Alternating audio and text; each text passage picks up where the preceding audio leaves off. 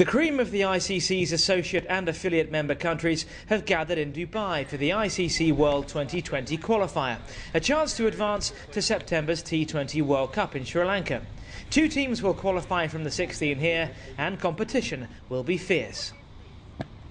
There's a couple of big teams, like we all know, Ireland and Scotland and Holland, Afghanistan. But yeah, the playing field is open. I think it's open for anyone.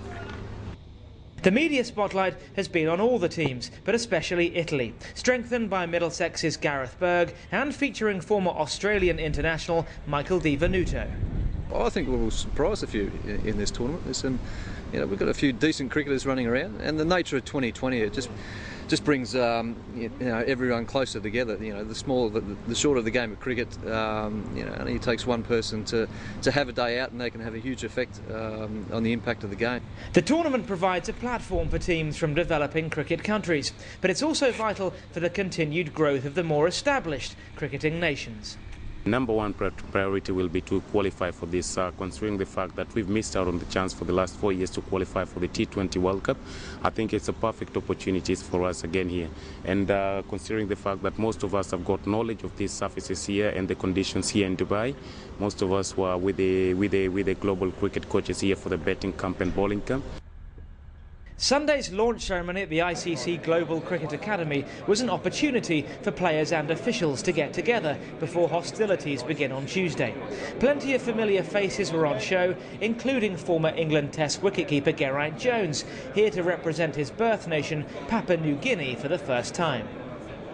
We're flying under the radar a bit. We're here hoping to cause some upsets, but they're extremely talented. That's what's sort of shown out for me. The batsmen up the top try to whack everything out the park, and the bowlers with their slower balls and those sort of skill levels. What's probably got a little bit of way to go is the thinking. So but that comes with playing and experience, and that's maybe where I can help out. The next morning, in the shadow of the Burj Al Arab, the team captains gathered. A total of 72 matches at 5 venues will be played over the next 12 days. And all eyes are on the 2 favourites, Ireland and Afghanistan. A lot of people said Afghanistan is very good for T20. Inshallah, will show. Again, we are champions this trophy. We'll good fight again. I hope we dream go to the T20 World Cup. You take a look at Italy's side, for example, you get Di Venuto and Berg coming in there. Like there's 2 match winners on any given day. So I don't think it's going to be an easy tournament for anyone. I think that anyone's got the potential to beat anyone. And some people say we're going in as favourites, but we're putting pressure on ourselves because we want to win the tournament as well, and we're putting that added pressure on ourselves. But I think it's anyone's tournament, really. It's the calm before the storm. Action from the ICC World T20 qualifier gets underway tomorrow.